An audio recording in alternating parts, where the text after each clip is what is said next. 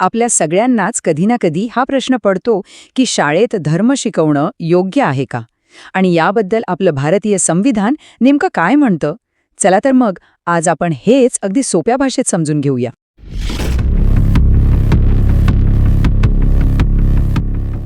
तर मग या सगळ्या चर्चेचा केंद्रबिंदू काय आहे? तो एकच प्रश्न आहे, पण तो खूप महत्वाचा आहे. जरा विचार करा. जी शाळा पूर्णपणे सरकारी निधीवर म्हणजे आपल्या सगळ्यांच्या टॅक्सच्या पैशावर चालते, तिथे एखाद्या विशिष्ट धर्माचं शिक्षण देणं कितपत योग्य आहे? हा प्रश्न आपल्या धर्मनिरपेक्षतेच्या मूळ तत्वावरच एक प्रकारे प्रश्नचिन्ह निर्माण करतो, नाही का? आणि या प्रश्नाची एक दुसरी बाजू आहे, जी खरं तर जास्त गंभीर आहे, आणि ती म्हणजे सक्ती. समजा शाळेत धार्मिक शिक्षण दिलं जात आहे, पण एखाद्या विद्यार्थ्याला किंवा विद्यार्थिनीला त्यात सहभागी व्हायचं नाहीये. मग काय? त्यांना त्यासाठी भाग पाडता येईल का? सुदैवाने या सगळ्या गुंतागुंतीच्या प्रश्नांवर आपल्या संविधानाकडे एक अगदी स्पष्ट उत्तर आहे, आणि ते उत्तर लपले अनुच्छेद 28 मध्ये. चला तर मग उघडूया हे पान आणि बघूया काय म्हणते हे कलम. एक गोष्ट लक्षात घ्या, अनुच्छेद 28 हा फक्त एक साधा नियम नाहीये, तो आपल्या मूलभूत अधिकारांचा म्हणजे फंडामेंटल राईट्सचा एक महत्वाचा भाग आहे. हा अनुच्छेद शिक्षण आणि धर्म यांच्यात एक स्पष्ट अशी रेषा आखून देतो. आता गंमत अशी आहे की हा नियम काही सरसकट सगळ्या शाळांना सारखा लागू होत नाही. नाही, शाळेचा प्रकार कुठला आहे यावर सगळं अवलंबून आहे. याला आपण सोप्या भाषेत शाळेचे 3 नियम म्हणू शकतो. सोपं होईल समजायला. चला, हे 3 नियम आपण व्यवस्थित समजून घेऊया. पहिला नियम, ज्या शाळा 100% सरकारी पैशांवर चालतात तिथे कुठल्याही प्रकारचं धार्मिक शिक्षण देण्यावर पूर्णपणे बंदी आहे. अगदी 100% बंदी.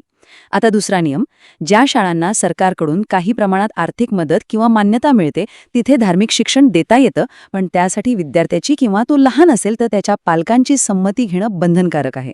म्हणजे कुणावरही सक्ती करता येणार नाही.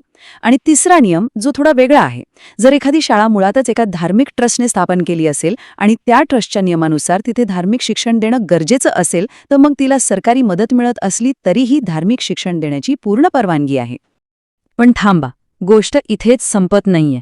अनुच्छेद 28 हा एकटा लढत नाहीये.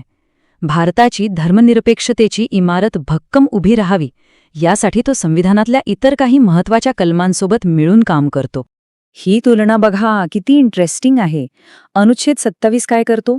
तो सरकारला सांगतो की तुम्ही धर्माच्या नावावर लोकांकडून पैसे जबरदस्तीने घेऊ शकत नाही. आणि अनुच्छेद 28 काय करतो? तो सरकारला सांगतो की तुम्ही धर्माच्या प्रसारासाठी शाळा वापरू शकत नाही.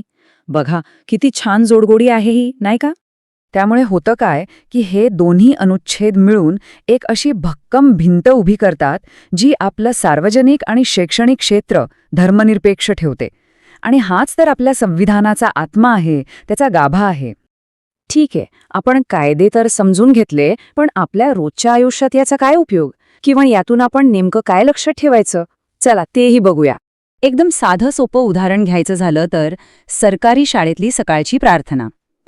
आता जर ही प्रार्थना कुठल्या एका विशिष्ट धर्माची असेल आणि ती सगळ्यांसाठी सक्तीची केली असेल, तर त्याला अनुच्छेद 28 अंतर्गत नक्कीच आव्हान दिलं जाऊ शकतं.